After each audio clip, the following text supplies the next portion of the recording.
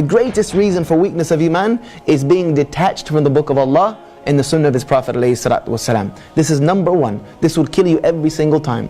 If you are detached from the book of Allah, meaning you don't read it, you don't ponder upon its meanings, you don't memorize it, you don't try to implement it in your life, then you cannot be wondering why your Iman is weak. Because you have no attachment to Allah.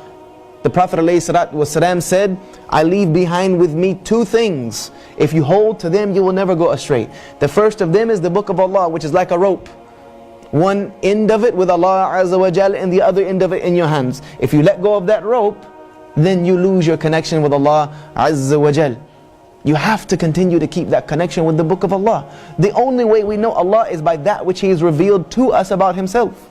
And where else are you going to find that which Allah has revealed to us about Himself other than in His Word? Other than in His Word. This is the words of Allah Azza wa Jal. This is as close as you're going to get to being near to Allah in this life, is through your connection to Allah through His book. Because even in our salah, people say, yeah, our salah is our connection with Allah. Is there any salah that is valid without the book of Allah in it? Is there any salah that is valid without the book of Allah being in it? So you can't tell me that salah is the only connection you have with Allah, because if you don't have the book, then you don't have the salah. So the book of Allah Azza wa Jal is the most important thing. It is primary.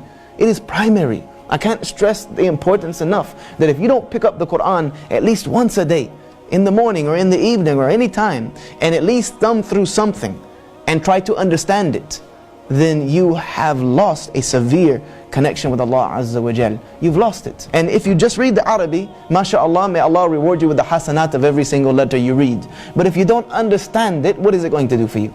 You don't know what Allah is even telling you. You are saying something that Allah is commanding you, and you don't even understand it. It's like you sitting here speaking. If I gave this language in a language that I made up, you wouldn't benefit from it, and I wouldn't know what I'm saying. So no one's going to get benefit from this. You get benefit from the book of Allah through its recitation and its understanding. You get hasanat through its recitation, and you get benefit through its understanding. Allah says in Surah Al-Furqan, glory be to Him who has revealed this book unto His slave. For what reason? لِلْعَالَمِينَ نَظِيرًا, so that it can become to mankind a warning. Not just so that it can become to mankind a kirat, a recitation. It is to be to mankind a warning. A warning. The first verse revealed to the Prophet ﷺ after اقرأ بسم ربك الذي خلق was what? Ya ayyuhal mudaththir, qum fa'andhir. Get up and go warn someone about me. The Quran is supposed to warn us. It's supposed to advise us. It's supposed to encourage us. And we cannot wonder why the Muslims are so disobedient to Allah. For me, that solution is very simple. Aisha radiallahu anha, she described it very well when she talked about how the Quran was revealed. And we have lost that understanding. She said, had the verses of halal and haram been the first things to be revealed, then everyone would have ran away from the deen of Allah. Everyone would have just taken off. They would have said, no way, man. If the first thing that was revealed was forbidden alcohol or fornication or gambling or these things, they would have said, no way, man. We don't have time for this nonsense. She said, but the first things to be revealed were the verses of Jannah and Nar.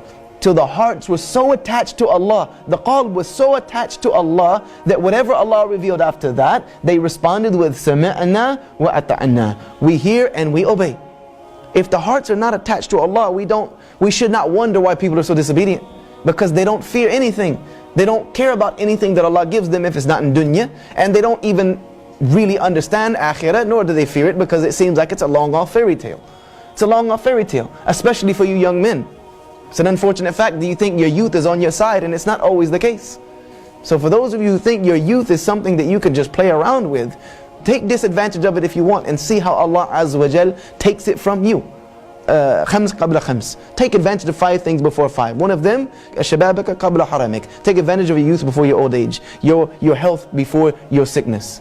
So we need to wake up to this reality that if we're not constantly fixing the heart, then we have a problem.